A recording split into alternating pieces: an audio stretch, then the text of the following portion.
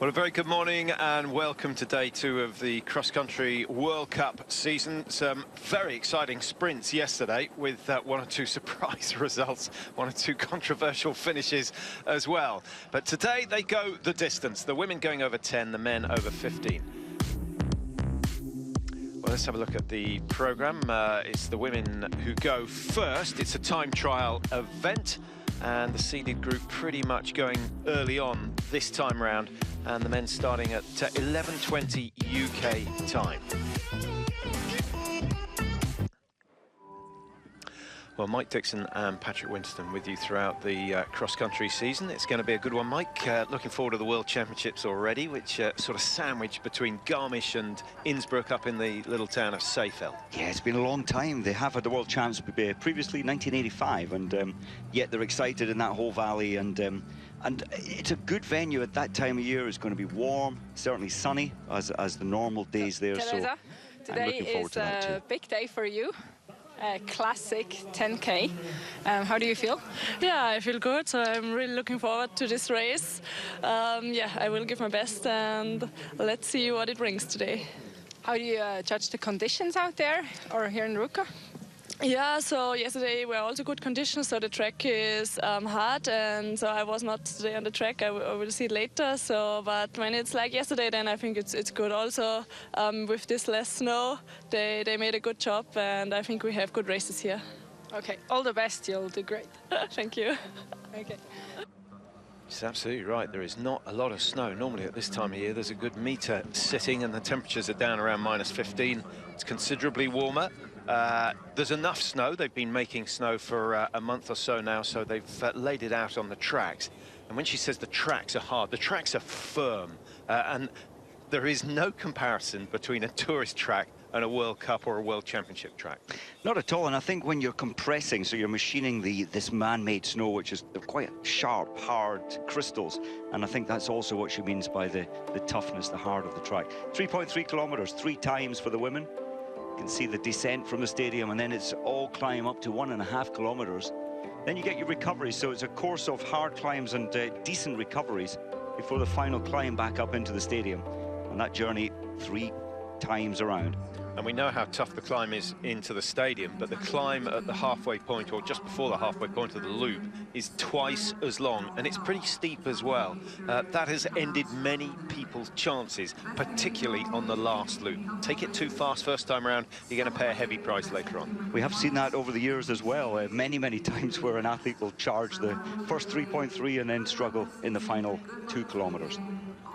And have a look at number 26. She is back. Therese Johaug, the golden girl of Norwegian cross-country skiing, the heir to Bjørgen's crown, who then had a doping violation, and still lots of controversy over that as well. But I'm glad to see her back. I think she livens up the tour. She is a brilliant distance skier. And I guess, Mike, despite the fact that she hasn't raced World Cup for 2 years, I guess she starts as favourite. I think so. She showed good form in last weekend in Beitostølen. And I wonder how it affects the Norwegian team when you bring someone back in after 2 seasons out, and some of the younger athletes there had great success. I wonder how the chemistry is back in the team. I'm sure there's some... with Marit Bjørgen retiring, there must be some changes in that team atmosphere. Well, there's no doubt she's going well. She's done a lot of training on her own over the period, so it's a pretty tough time. And, you know, when you look at the fact she's already got over 40 World Cup wins, my goodness, 2 seasons missing. She could have challenged Bjørgen's tally of 114. I think so. She was becoming better as a sprinter. But, you know, these things happen. They don't happen without a reason. And I can't think of anyone who's ever been banned who said that they've done anything wrong. So there's always a reason. But I am happy to see her back, and I'm sure we'll see her in top form today. Anyway, Johaug is not the only one racing. We've got a field of 73 in all. The Americans are here in numbers. Diggins will be racing for the first time this year. Sargent goes off 59. Bjørnsen starts 52. And the Americans are certainly the team that over the last 5, 6, 7 years have improved the most, and now a recognised world force. Norway have 8 competitors. Haga, the Olympic champion over the 10K freestyle is here. She starts number 56. Keep an eye out for her. Finland have 15 racers. There's no doubt that Palmakoski is their best chance. Palmakoski going off 60. And then the Swedes, well, Nielsen, Kalla, Ingmar's daughter, all capable of getting into the top 3 today. But Kalla, on her best form, can win it, but she will be focusing, I'm absolutely certain, on the World Championships, and so we're not likely to see the best of her today. Yeah, Kalla is that big name that always comes good at Olympics and World Championships. Totally agree with that one.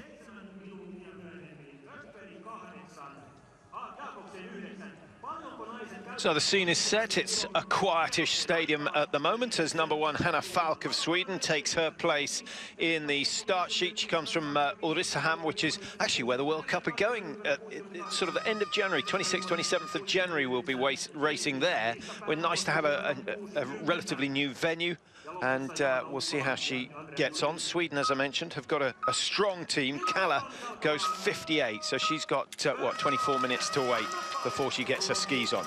Hanna Falk, it showed there 4 victories in her career. 2 of them came last year, and at 29, that indicates to me improvement. So hopefully she can carry that into this new season. Yeah, good sprinter. 3rd in the World Cup standings in the sprint in 17. She was 4th in the sprint standings last year. So that's really where her forte is. But all sprinters seem to evolve into distance races. Well, I mean, that's where the points are, isn't it? If you're a sprinter, yes, you can win that small crystal globe for overall sprinting. But if you want to contest the world overall, you need to be able to do the distance as well. I think we've just seen Heidi Beng run past the camera, number 3. Sophie Caldwell, first of the Americans to get underway, comes or did her sort of training in the Stratton Mountain School.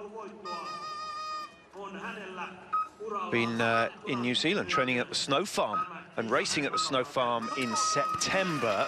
What a fantastic venue that is. Just, what, 10, 15 Ks up the road from Wanaka, I was going to say, and opposite from Cadrona. It's a sensational place. Yes, and you know, the American team have been going there for so many years. It's a success plan, I think, and it surprises me that there aren't more teams who make that journey down there. The glaciers in Europe were pretty poor this autumn for good skiing.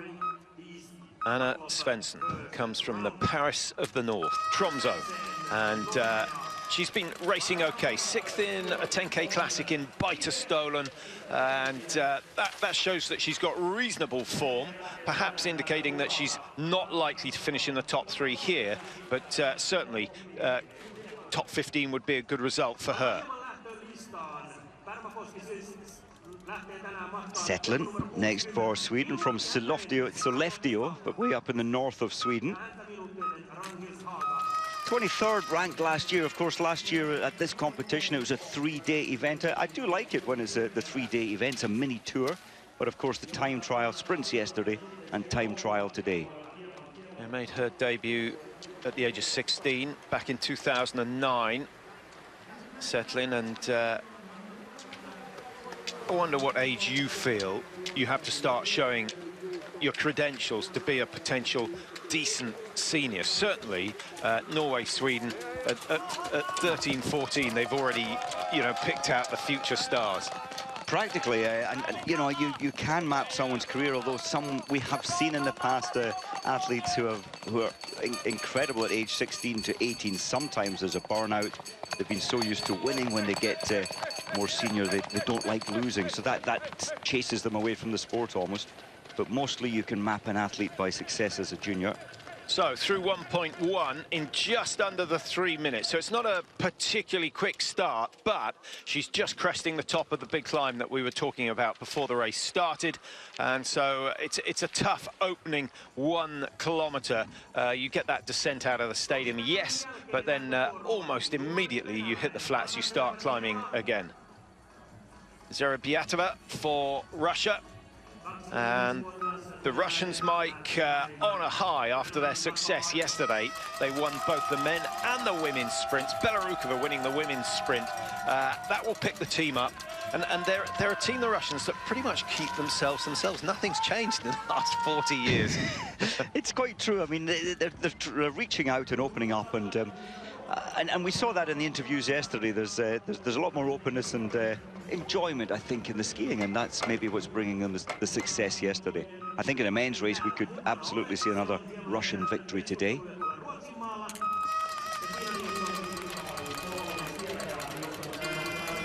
Anna Shevchenko, Kazakhstan, a team that's growing or developing. Yeah, she comes from Pavlodar, which is right up in the northeast of Kazakhstan. You know, only a couple of snowball throws from the Russian border, and it gets brutally cold up there. I'm not sure what the snow conditions are in Russia at the moment. Their winter tends to start a little bit earlier. Like many venues, though, in Siberia, they've created massive snow storage and snow machines to lay the snow on the tracks early, mid-October, in fact. Yeah, we better get our second careers lined up the way the climate is going. Well, when you look at the trackside here, Patrick, there's just a sprinkling of snow. We're nearly in the Arctic Circle, and at this time of year, you'd expect a lot more. Leoneva, and one of, what have we got, 12 under-23 athletes racing. That's certainly a number that has been increasing over the years. And even in the men's tour, the under-23s are the dominant force, as we saw yesterday, both getting 1 and 2. Bolshinov, Klæbo. 12.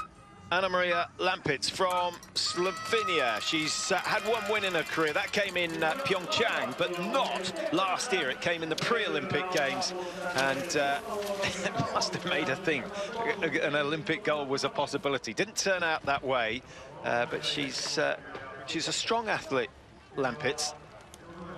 And again, carrying that Slovenian strength and sprinting, which Madic started many years ago, winning so many medals and Olympic medals in sprinting. And Lampitz did finish 7th at the Olympics in the sprint competition. Shevchenko for Russia. Second Russian out onto the tracks. Will get splits, as you saw, at 1.1. Just looking at the conditions, the temperature around between -2 and -3.5 on the track. And this is an area where when you drop down into the dips, as you go down, you can feel the temperature changing. A bit like going from your fridge to your deep freeze. It is, especially up here. It's not that high. We're only 40 meters higher than the huge lake nearby. But as you say, in the dip, it certainly feels a little colder. Victoria Kao, she was a fantastic junior with 3 gold, 2 silver, and 2 bronze.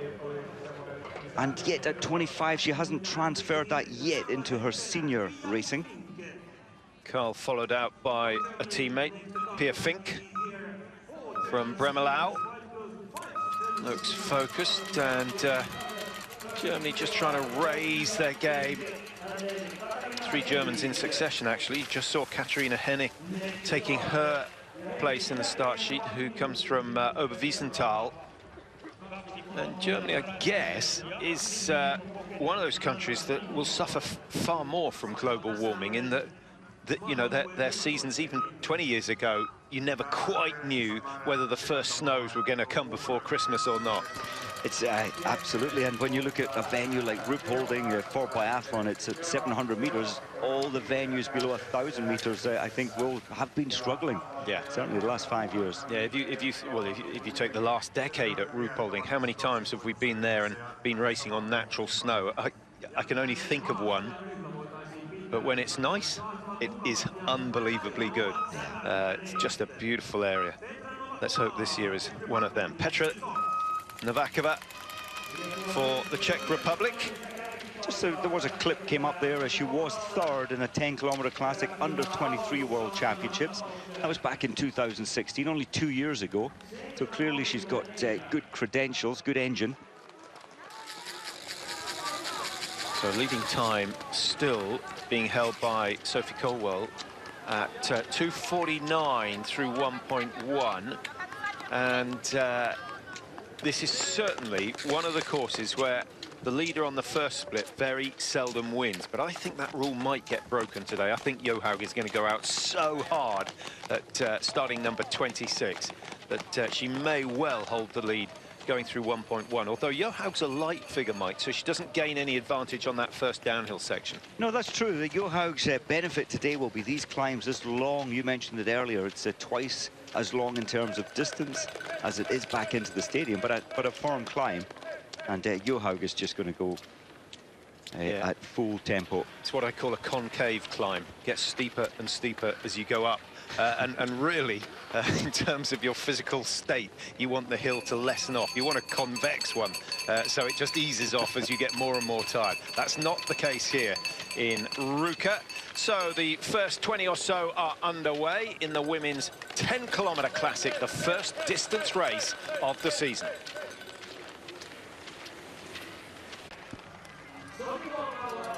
Welcome back. The 10-kilometre distance race, first of the World Cup distance races for this season. Jess Diggins there just signing into the race, if you like. Fandrik about to start her race, bid number 23. Fandrik from Pontresina. Her father raced, used to race with him actually. He was a very good cross-country skier for Switzerland as well.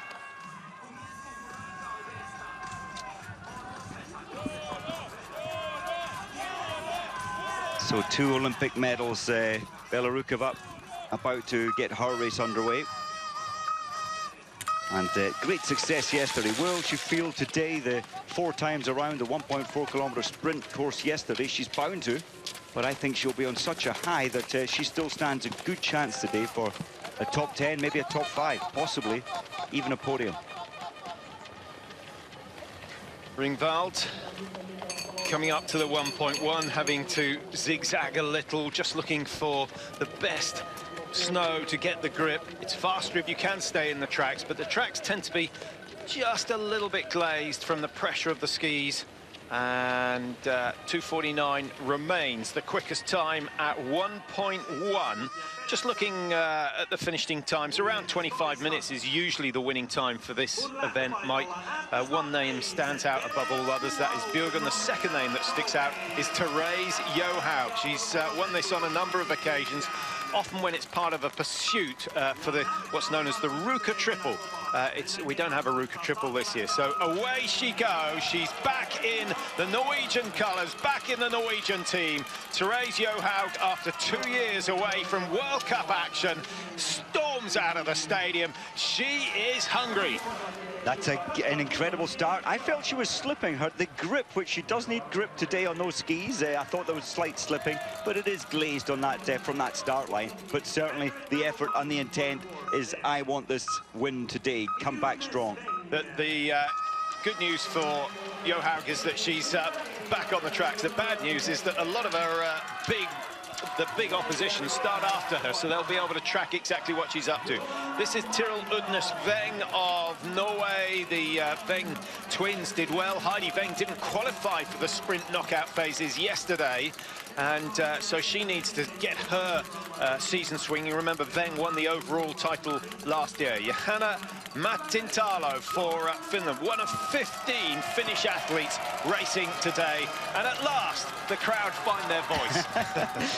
They do indeed, and well, as you say, 15 athletes, a lot of them club athletes, or certainly B team and C team athletes, but an opportunity to for some to take this first World Cup experience. Well, Bela Rukova still has 25 seconds to play with before she goes through the 1.1. Will Caldwell's time be bettered? Mike, I'd like at this moment you to put a time on Therese Johaug at 1.1. I think Therese, this first section, she may not gain as much. She may only be a second, 2 seconds ahead at this stage. I'm going 2.46.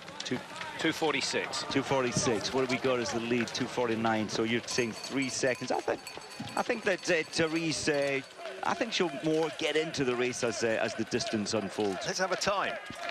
I'll say 2.45. 2.45. Lunch is decided. Well, what's it like racing in the yellow bib as the World Cup leader? Bela Rukova is one of very few athletes here who now knows. And we'll see how she gets on. Here comes Johaug, 33. She's a little up on Bela Rukova, certainly as she comes under the grille banner. The winners here not only getting a reasonably healthy check for their troubles, but also getting a big triangle of cheese to take home. Well, the intent is absolute here. I think you're going to get lunch on me because the pace here is pretty good for Therese. Still a way to go. Oh. Nice one. It's close. It is very, very close. She's 2.8 inside, and the new lead time, 2:47. I've got it. A fillet steak coming my way. Jessie Diggins out of the blocks now. Jessie Diggins is one who will be getting splits on Therese Johaug, no doubt about that.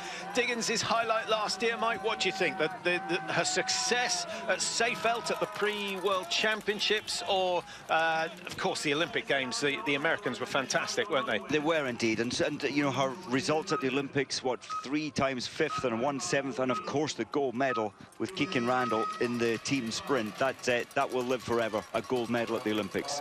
Lucia Scardoni, who impressed in the quarterfinals of the sprint yesterday, put in a really good effort, but had nothing left for the next round.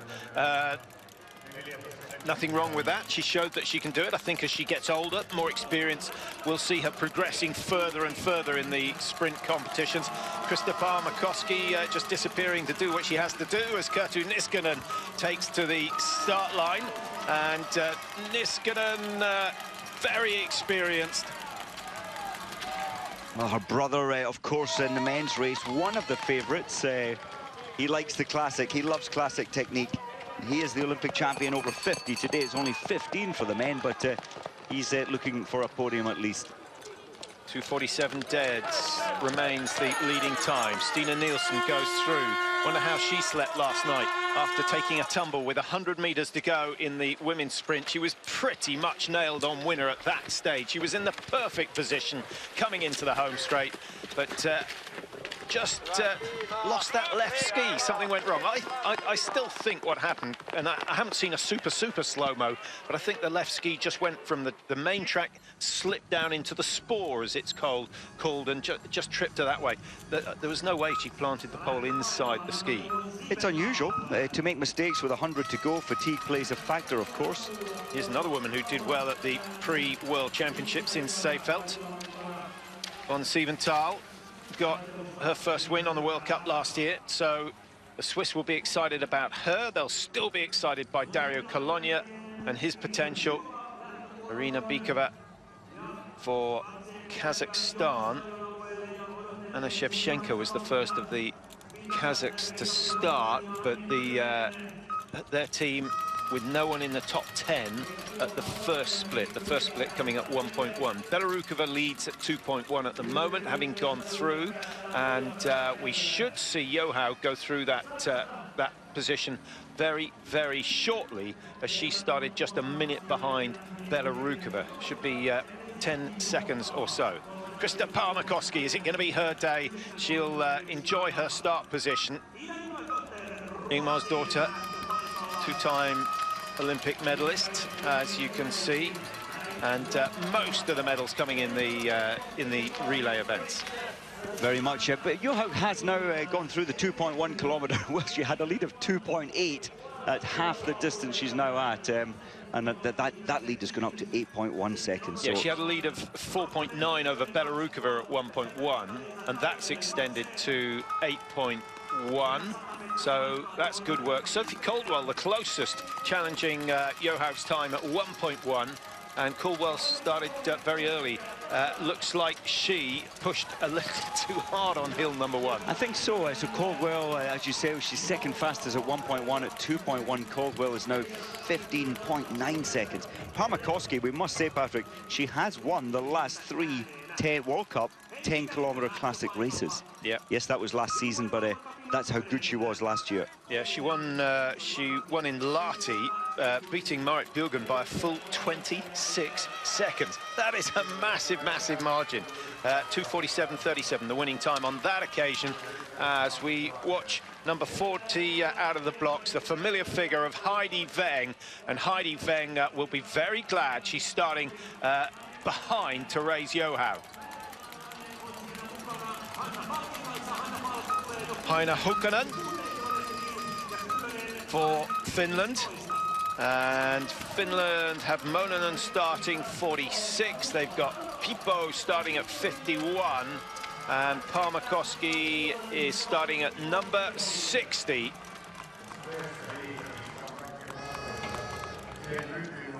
No Justina Kowalczyk in the lineup.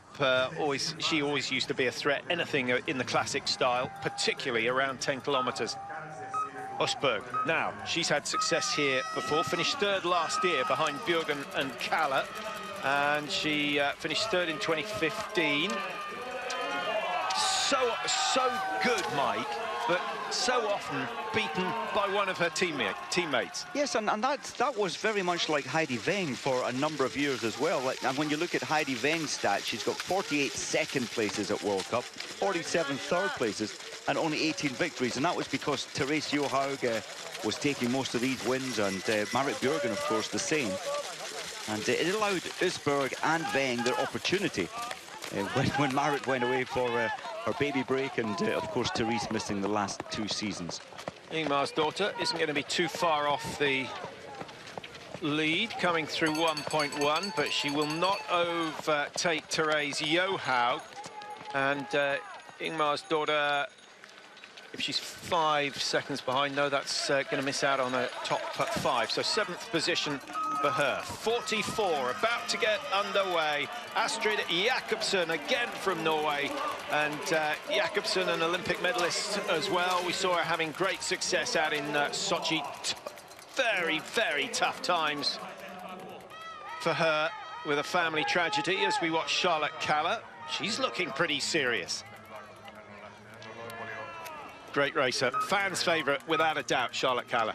Yes, her journey at the World Cup was strange. Her first season taking the Tour de Ski at, what, only 19-year-old, and then she had a few years losing her way a little, but certainly has come back by her early start standards.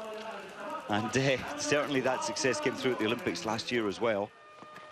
Yes, ever since then, the major championships have been where she's been able to shine. Heidi Weng up towards 1.1. Going to miss out on a 5-second margin, so slightly slower than I was expecting to see from her. 9.5 behind, and she doesn't look anything like the Heidi Weng that we saw at this time last year. Not at all. This time last year she was attacking this climb, as she is. Her health hasn't been great recently. She didn't make the top 30 in the sprint yesterday. I think she was 37th in qualifying, so she really is off form at the moment. Yeah, it's a tough one, isn't it, Mike? Particularly in this sport. In this sport more than any other, if you have a bad off season, if you're ill for a month, you find you're a month behind when the season starts. So someone like Heidi Weng, provided she stays healthy now, you wouldn't expect to see her back to winning ways until sort of just after Christmas. And then you have to nurture your athlete as well a little, because if they're fatigued at this point, over-racing them is not a sensible thing. Østberg's looking good. She's looking strong, and she's the strongest of all. 0.2 inside. Lovely start from her. And actually, for me, her body language, the posture looks really strong. Loads of core training over the summer period. And Østberg looks a fraction lighter. You know, we all know, we talk about weight, it's a delicate subject, but just half a kilo can make so much difference. It really can. When it's endurance and climbing these hills, 306-meter climb today over this 10-kilometer course. We'll have a look at that. Østberg ahead of Johaug at 1.1. It is very early stages, and again, we need to emphasize that the leader at 1.1 very seldom wins this race, because it means you've pushed just a bit hard, but Østberg looked well within herself. She certainly did, and certainly more relaxed than Therese Johaug, who was attacking. Jacobsen, we saw the info on the screen at the start. She's 4 World Cup victories in her time, and way back in, what, 2007? At the World Championships in Sapporo, she took the first of those victories. She might go into the top 5 or 6, no, over 5 seconds behind, 6.3, so just outside that in 7th place. And Norway peppering the top 10 as expected. They got soundly beaten by Sweden yesterday in the sprint event, and the Norwegians will be wanting to put themselves back on the top of the Nations Cup standings. Neprieva, another strong, and so many most of the team are under 25-year-olds. The Russian team, certainly they've created and found a very good group of young athletes. Pipo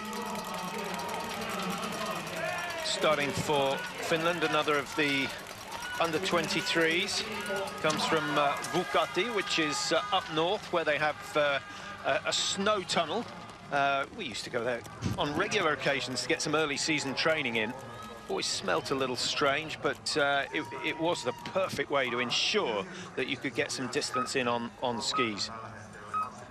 You had to have the mindset of a swimmer, going up and down a Smarty tube. Yeah, it's strange skiing in a concrete tunnel, but it's skiing and it's on snow, and it's certainly helpful. Sadie Bjornsson, last year in the sprint competition, she was good here, not so good this year, but of course we mentioned a couple of times that the Americans are looking at Seefeld as the big, important part of the season. So from mid-February onwards, we're not expecting maybe their best racing at the moment. Sarpunki starting 30 seconds behind Bjornsson. Bjornsson finished 23rd in this race, incidentally, last year, so that's a good marker. Sarpunki, another of the Vuokatti skiers. And there's no doubt, Mike, that if you build a ski tunnel in your town, you're going to produce some champions 10, 15 years down the line. It's evident now, isn't it? That's so true. It was the first of the snow tunnels to be built, and it's a very strong club now. And of course, when you can get your kids on snow in the summer, occasionally, it helps. Now, here's a dark horse. We were just watching Ebba Andersson there, who finished 4th in the last 10K Classic, which was actually in Falun. It was a mass start race, but she showed her credentials there. And just interested to see how Andersson has gone. She's gone into 3rd at 1.1 and only 0.5 of a second down on the current leader at that first split, who is Østberg of Norway. So Østberg, Johaug, Andersson, Caldwell of USA in 4, Nielsen of Sweden in 5, and Anna Svensson of Norway in 6. Belarukova at 5.5. Well, that's an impressive time. She's picked up well. Belarukova lying 7th at the 1.1 marker. She's up to 3rd at 2.1 and now takes the lead at 5.5. Starting number 24, exactly a minute ahead of Therese Johaug.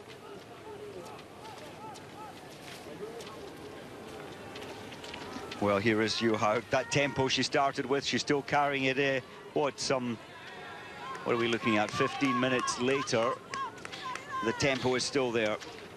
Still looking strong in the double pole. Do you think there's enough forward angle on the body at the start of the double pole? If you can just get the hips another couple of inches further forward, you gain a couple of inches every time. I'm with you. There seemed to be a slight sit back. Well, I mean, 2 years since she raced in front of the cameras at World Cup. Of course, she has been racing. Yeah, the hips are slightly back. She's in a very stable position, but if you can just commit yourself forward a fraction more, maybe we'll see. We'll see. Quite as dynamic as we saw her 2 years ago. Not that same punch through the ski poles, but still very, very good to be leading by such a margin. What are we going to see from the current pursuit Olympic champion, Charlotte Kalla of Sweden? She's a lady who we've said a couple of times will focus on the big event this year, the World Championships in Seefeld, but she will never be far away from the podium. And we'll get some idea of her intentions over the first 1.1, but I would suggest that we wait until she goes through 5.5 before we make a really good prediction on what Charlotte Kalla is going to do. Ida Sargent for the United States. 6 Americans racing today, and Sargent is the last of their number to get underway. And she will be followed by the most popular woman in the stadium. The crowd just waking up to the fact that Krista Parmakoski is in the start line. Parmakoski so often finishing second to Marit Bjørgen, but as Mike said, of late, her 10-kilometre classic style races have been unbeatable. So she really, even with Therese Johaug in the field, is the favourite. I think so, and looking relaxed, not over pushing this first 50, 80 metres. Therese Johaug was so tense in that first 50, but Therese Johaug has got a 26-second lead at this distance at 5.5. Well, Usberg went through 2.1, Mike, and she took her lead of 0.2 from 1.1 and extended it to 0.3. And we're still waiting for Usberg to go through the 5.5 kilometre stage. She started a fair way behind Johaug. Just looking at the exact time, what is it, 10, 14, 16, so 8 minutes the difference on start as we watch.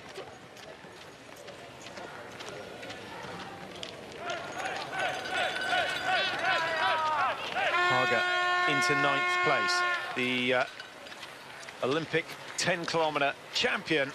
She is not looking or skiing like the Olympic champion at the moment, but it was a freestyle race, and freestyle is her forte. She's very smooth, deceptively smooth, but you just need a little more punch if you're going to win this, even at this stage of the season. I think so. You need tempo up these climbs. Haga was looking, as you say, the efficiency of movement was great. Look at the slipping there. That's not great news for the Swede, Kalla. Oh, it's horrible, isn't it? Not only do you lose your momentum, but the pulse rate goes up 5 or 6 beats per minute, and then you have to recover, and it happened at the worst possible stage of the hill, right at the bottom. That's where the transition of technique has to be so good. And it's so steep, this climb. That's where the grip, the wax underneath the wax pocket, as it's called, just getting no perches, no lockdown onto the snow crystals. She had to jump out to her left and then edge the skis. That's the only way to get up these hills, because you cannot skate. It's a freestyle, it's a classic race. But Charlotte Kalla was pretty good form here last year as well, wasn't she? I mean, she was looking very strong. Yeah, she had a good start to the season. Finished second in this race, but then beat Marit Bjørgen in the pursuit, in the freestyle. And made it look easy, I remember we were thinking this time last year, can Kalla keep that great form through to the Olympics? It's a long journey last year, it's a long journey through to February when you're in good form now, but she did manage to hold on to that good form. Palmakoski, this time looks excellent. Still 12 seconds to spare. If she gets a lead, it's only going to be a very slim one. She's got some traffic to deal with, and that is a problem for Palmakoski, because it takes so much energy to get out of the tracks and work your way through. Anderson of Sweden is still in 3rd place. What will Palmakoski's time be? She's down in 13th, 6.2, given away in the first 1.1. That is a huge margin, especially when you look at the names ahead of her. Usberg, Johaug, Anderson, Caldwell, Kalla and Bjørnsen. Trouble for Palmakoski. Here's the lady who leads at 2.1, Ingvild Usberg of Norway. Is she going to get a rare win? It would be a popular one.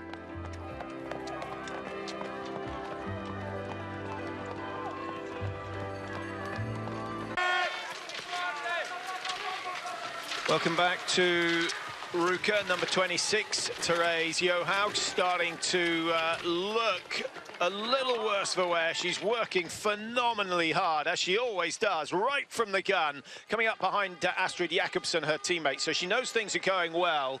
Now, Johaug in 2nd place at 1.1. She was in 2nd at 2.1. She's still leading at 5.5, but Usberg is yet to go through that stage. And Johaug's got lead at 6.6, at 7.7. That lead is now 48 seconds over Bela Rukova of Russia, who won the sprint yesterday, as you can see from these figures. But Usberg, her main challenger at the moment, started 8 minutes behind and is yet to go through 5.5. She's got to go through 5.5 very shortly, so we'll get a better impression of which of these two Norwegians is likely to come out on top. Palmakoski, if you're a Finnish fan, has started slow, 6 seconds plus off the pace at 1.1, and needs to pick it up fairly sharpish. It's only a 10-kilometre race, 3 times round the 3.33.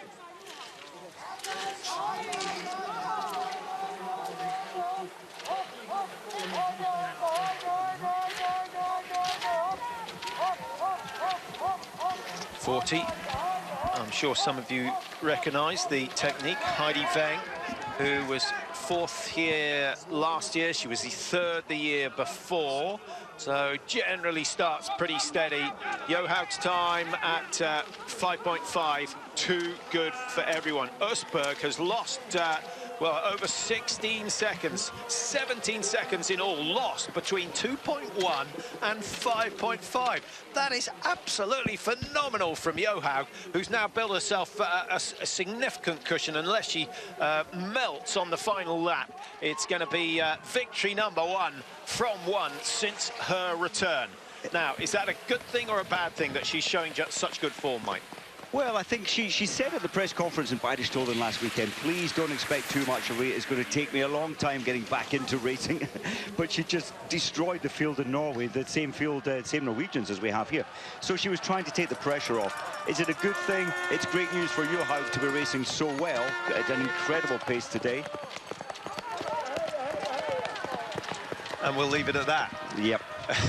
Well, yeah, I tell you what you have to applaud is the fact that she'll be now one of the most tested women on the tour.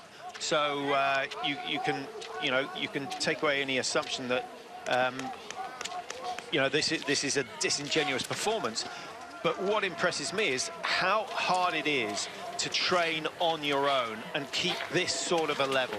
Very, very few people can do it and come back and beat the world. Well, that's right, and a huge force, power she's put into her off period. Yes, she went through a terrible time initially, and that takes a long time to get over, and then her training has gone well. She did race against Marit Bjørgen in March, just a training race, and the benchmark was still there in March, so her form was great last year as well.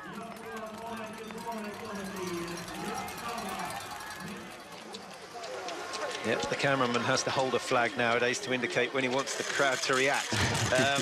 It's a little disappointing, the numbers. I thought we'd see more, particularly with Krista Palmakoski racing. Palmakoski needs some help, Mike. We didn't have good news for her at 1.1. And fourth place at 2.1. Yeah, starting to make her way back into it. And actually, going from 1.1 to 2.1, travelling as quick as anyone. So she's starting to make a move. 32, Jessie Diggins is in trouble. Slip left, slip right. Try the tracks, try the open track. It's not working for Jessie Diggins. And at 7.7, she's miles off the pace. But if there's one team we know will not see the best from, it's the Americans in the early stages.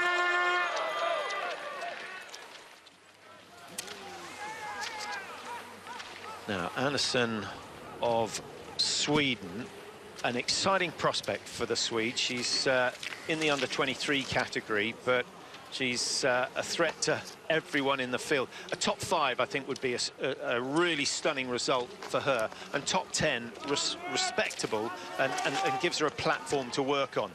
It's a good pace today. Of course, Therese Johaug has got the lead here by a huge margin. So the fight, I think, will be for second place today. And that's good from Ebba Andersson, just finding her way out with the first World Cup. We saw her credentials coming through from a junior. And she's certainly looking brilliant today. Yeah.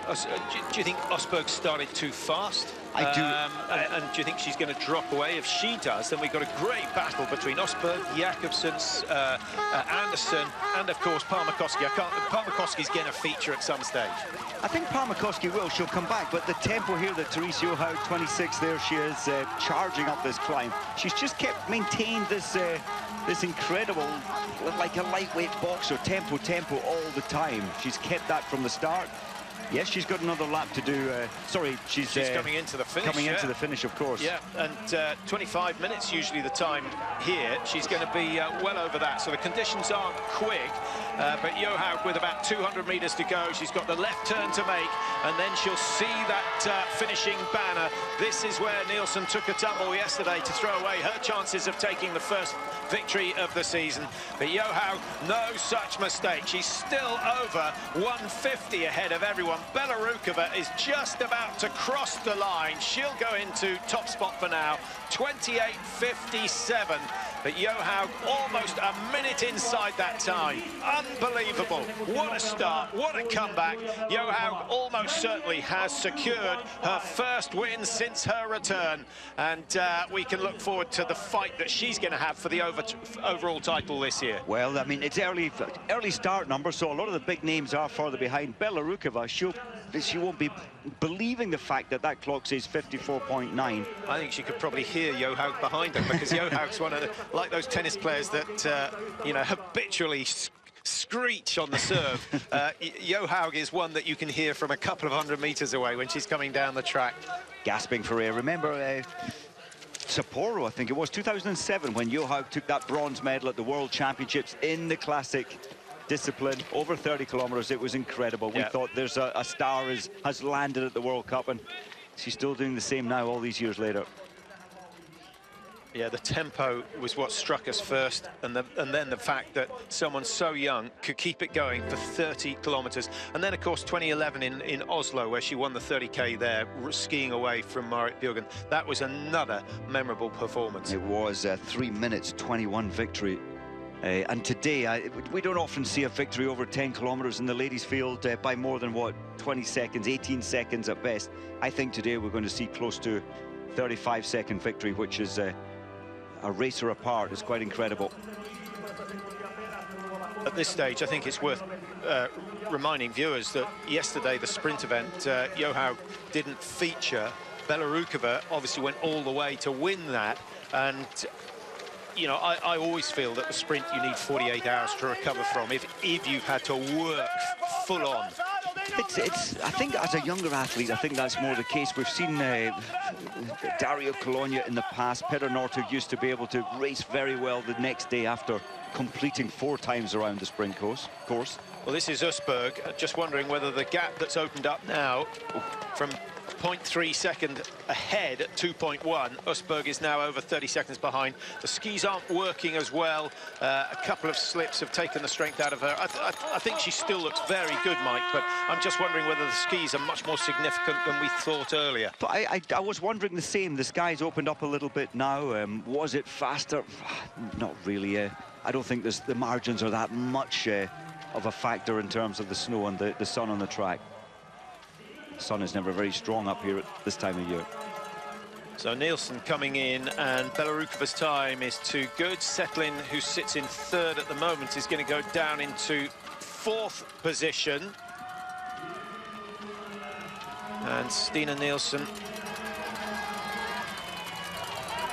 disappointed yesterday with her start, but she's going to be a main contender. Is she a challenger for the overall this year? Nielsen, certainly her sprint, she lost her points yesterday by that fall leading into the final straight. But yes, I think she is. When it comes to sprinting, she's there or thereabouts. Just looking at Usberg at 5.5. Usberg was only 16 seconds behind. Then at 6.6, so just 1.1 kilometer further down the track. She's lost almost 10 seconds, 9 seconds to Johaug. So that early pace, it's really biting her now. But 6.6 is the top of the big climb. So and we saw her slipping. It is. I mean, this course suits Therese Johaug down to the ground, doesn't it? The climbs are long and they're steep. That's where she's always been better than anyone else. And she can hold her own now on the double pole, which she couldn't in the early parts of her career. Parmakoski, now, we were surprised that she was over 6 seconds behind at 1.1. Has she managed to pull it back? The margin of 2.1 was only 5.3, so actually travelling faster than anyone on that 2nd kilometre. And maybe Parmakoski's the one who's going to challenge Johaug's time. Well, Parmakoski, she started comfortably at 2.1. She was only 5.3 seconds behind. It was Usberg leading them, but almost the same time as Johaug. Apologies for not going through that leaderboard, but it's pretty irrelevant at the moment because so many of the big names are still out on the track. This is the split that we're after. Parmakoski 20 seconds down. Anderson is clean away in 2nd place, and Parmakoski stays in 5, so she's dropped 1 place from 2.1.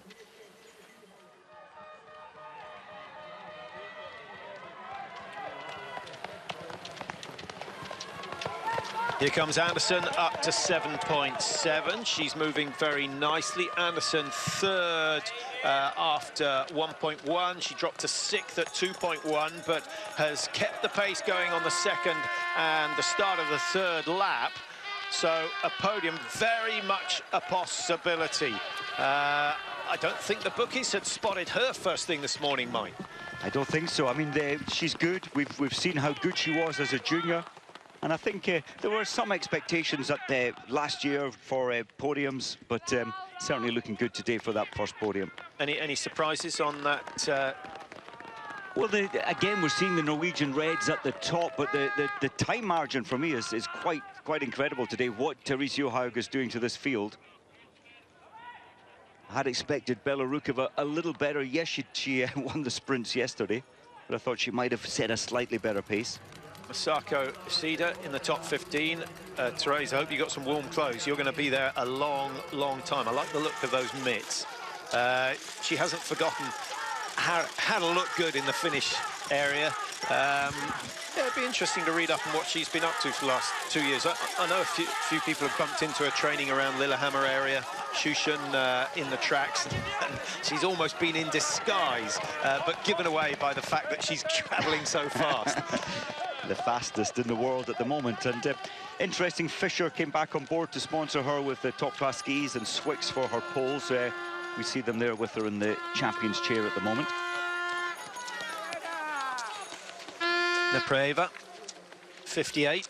Well, 58 sounds a lot, but it's pretty respectable when you look at the rest of the field, because the margin in the finish area is just under a minute at the moment. And if Nepreva can raise her game over the last 2 kilometers or so, she might stand a chance of getting into the top 3. Usberg at 6.6. We said it was 25 seconds. She's dropped now in another kilometer. She's dropped down another 10 seconds. So losing 10 seconds every kilometer. Yeah, I'd like to be in the American team debrief, Mike. The fact that Bjornsson is into the herringbone. Yes, if you're not feeling strong, that's what you do. But also, if the wax isn't giving you confidence, you have to do it. We saw Diggins slipping. Bjornsson certainly has not got the perfect pair of skis on her feet at the moment. Have they gone... They've gone either too hard, or they've gone too short, or they haven't put enough wax on for the race, because it's quite brittle up here. It's always fairly dry, and that can strip the ski of the stick wax. I think it can, and machine-made snow said earlier that they rip off in terms of the wax off the base, very sharp crystals, and I think some teams may have well got the wax wrong today, or the lack of wax on the base of the ski. Now, the battle for second place is really between Usberg and Anderson and Charlotte Kaller. Parmakoski, Mike, don't see any real recovery from her. She's still lying in 5th at 5.5. And she's down in 7th at 6.6, so I don't think she's going to challenge for second place. Usberg has a chance if the last 3 kilometers have been very, very impressive. She was 10 seconds down on Anderson going through 7.7. And it looks a reasonably strong finish from Usberg. Well, she needed that strong finish, Patrick. She was losing 10 seconds a kilometre. She's certainly picked that margin back up. You can see how tired she is, staggering into this final 100.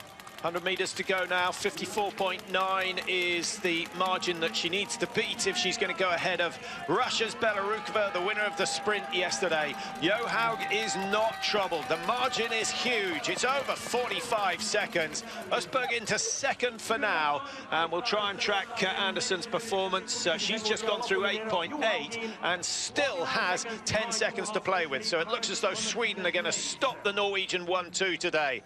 Pink ribbons on most of the athletes. Many of you will know that's a breast cancer awareness insignia.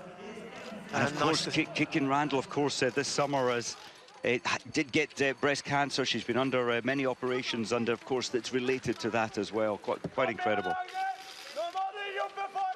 Charlotte Kaller up to 7.7 and still a long, long way to go.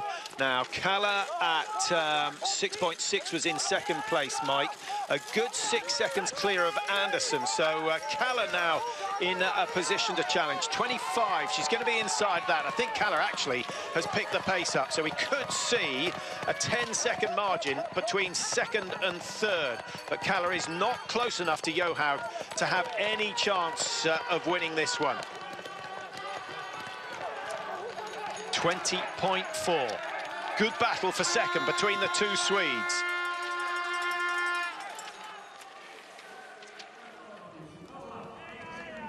Coming into the home straight is Astrid Jakobsen of Norway. She started fairly sharpish, was lying in 5th at 6.6. She's gone into 4th for now, 1:15 down, but we still have Kalle to finish, we still have Palmakoski to finish, and we still have Ebba Andersson to finish as well. Here is Andersson. Now, what's so special, you know, for a young competitor, she's very, very strong, Mike. I like the posture on the skis. Lots of aggressive lean of the upper body, but she's strong enough in the arms to cope with that. She certainly is, and a lot of the ingredient, I think, most of these athletes have similar physiology, but I think in Andersson's world, it's about the strength of her mind. She's a little bit like Jess Diggins, really strong mentally, and she can push through that pain barrier more than most. Østberg and Johaug having a chat in the finish area. I think Østberg will have a look at the replay and think, maybe I just started a little bit too hard. Ruka, early season, 3 laps of a very, very tough course. It does punish those who are a little ambitious in the opening stages. Andersson started pretty steady. Wasn't in the top 10 of the standings at 1.1, but she's gradually climbed the ladder and she's going into second place. Only Charlotte Kalle can challenge her time now, 32.8 behind. Johaug not troubled, not challenged, but 32 is very, very impressive for Andersson. Won't be long before we see her on top of a podium. Well, a 21-year-old, that's a great performance today. We did see the magic in the Olympics where she finished 4th in the skiathlon, and that was a big surprise for many. Some of the coaches said it wasn't for us. They knew how strong she was mentally. So there are the standings at 7.7. Charlotte Kalle sitting in second. 5 seconds to play with. Yeah, that will be close. That will be close. I thought Andersson's finish looked good. But Charlotte Kalle has the advantage of knowing exactly what she wants to do if she wants to be top dog in the Swedish team. Well, at 7.7, Kalle was she was just, what, 4 seconds, 5 seconds, in fact, ahead of Andersson. Advantage to Kalle.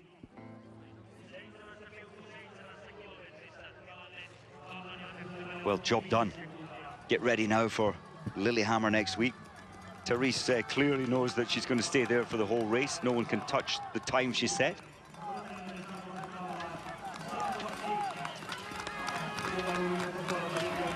Into the home straight for Natalia Neprayeva. 73 starters in all today, but the seeded group finishing really with Krista Palmakoski, who went off number 60. So once Palmakoski is across the line, we should know the top 10 positions. Neprayeva 107 behind. It's pretty tight once you get outside the top 3. So, you know, so many coaches are shouting every second, fight for every second. It does make a big difference.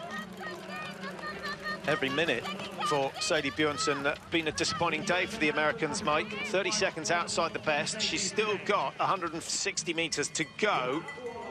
Yes, and I think they have come off the back of some really tough training camps. Of course, we mentioned the New Zealand training camps where they always go in the summer months, September. A great benefit, I think, from there, taking part in fact, Sadie was in the 42-kilometer race, the distance race there. But she was only 51 seconds behind at 7.7, so the last lap has been very, very tough. That's when the skis started to fail her, and it was a similar story for Jessie Diggins. So, what's that? She's going to have lost over 20 seconds in the last 2.3 kilometers. That needs looking at. 1:10 the margin, and 6th place at the moment for Bjornsson. We've obviously got Palmakoski and Kalle still to finish. Ragnhild Haga,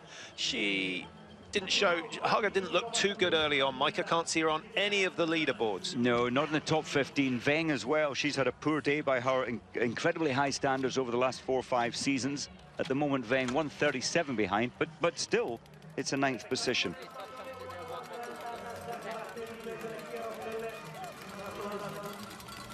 £100 points for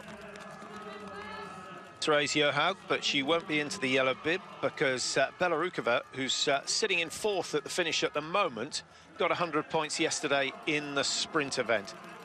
So she is highly likely. I can't see anyone else who can challenge her for the World Cup lead. Here's the fight for second and third place. Kalla started 58, just 5 minutes down on Anderson, who sits in second place at the moment. And Anderson's time, 28:35. So, and the margin was 32.8. So Kalla with just under a minute to get into the line to take second place away from her teammate. Stadlober of Austria, a memorable 30-kilometre at the Olympic Games. She threw away the silver medal by taking a wrong turn. Yes, she should have known the course, but yes, there should have been some officials on that particular corner guiding them the right way, because you have to appreciate that when you're pushing 120%, your mind isn't all there. It's not, and that was a great pity. Well, Kalla is getting closer. She's picked up the pace. She's getting a greater advantage ahead of her teammate Anderson, so looks comfortably now in second place. And that time, it doesn't look so good anymore from Therese Johaug. Kalla is there to challenge. Yeah, but Kalla 10 seconds behind Anderson going into the last 1.2 kilometres. She has turned that around, a 20-second gain in the last 1.2. That is phenomenal from Kalla. Had it been a 14K race, she might have won it. Brilliant finish, paced it well. Charlotte Kalla is going to be a player on the scene this year, as is Therese Johaug, as will be Parma Koski. We are set for one fantastic season. Yes, we'll miss Marit Bjørgen, but in many ways, Mike, it livens up the tour not having her dominating as she did for so many years. She really did, but I think we're going to see Therese in all the distance races dominating this season. That's clear at the moment, her form coming into the season. But has she got her sprinting together? I don't think so. So it will make it a very exciting season. Weng and Usberg will be scoring big points in the sprint competitions. Bela Rukova as well, who is now a better distance skier also. Yeah, Bela Rukova's in a good place to think in terms of taking the overall, but 23, maybe she'll think that's a bit too early in my career to be challenging for the overall, because we may see her fade badly in the second half of the season. But it's an interesting question. The distance queens have the most races, but it's the distance skiers that can also get into the top 15 of a sprint event that tend to come out on top with the Crystal Globe at the end of the year. Very much so. You need to be a good sprinter. Parma Koski was in her early days a better sprinter, and now she's more a distance racer. She was in 6th at the last split. Has she improved and gone ahead of Bela Rukova? Not quite. Parma Koski missing out by 0.6 of a second on 5th place. But that's a decent start to the season. Actually, she's been in 5th or 6th in just about all the splits. Put in a strong second kilometre, Mike. I think probably because the split at the first one was so depressing. It was. She picked her game up, but she'll be disappointed, Parma Koski, with only 0.6 of a second behind Bela Rukova. And points are important at this time of the year. But no doubt about the winner. The time, 28:02, 3 minutes slower than we've seen in previous years. The snow conditions not particularly quick. It is Therese Johaug, back from her ban, and she is back with a bang in incredible form. Therese Johaug shows the rest of the world how to do it, and she led from the front, Mike. A difficult start number going off number 26, all the top seeds behind her, but she's left them in her wake. 28:02, as I say, the winning time. Kalla takes second. Anderson, brilliant race from her to put 2 Swedes on the podium, and Usberg again just missing out.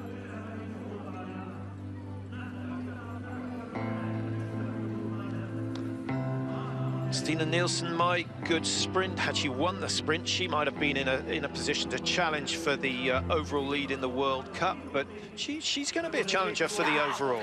She isn't. Jess Diggins, yes, the wax wasn't working, but she's got 14th position, and I think the Americans will be happy with the performances today.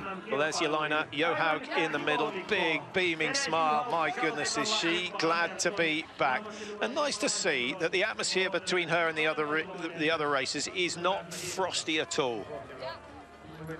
Well done to Kalla on the far side, and a brilliant race from Ebba Andersson, the youngster, on the near side.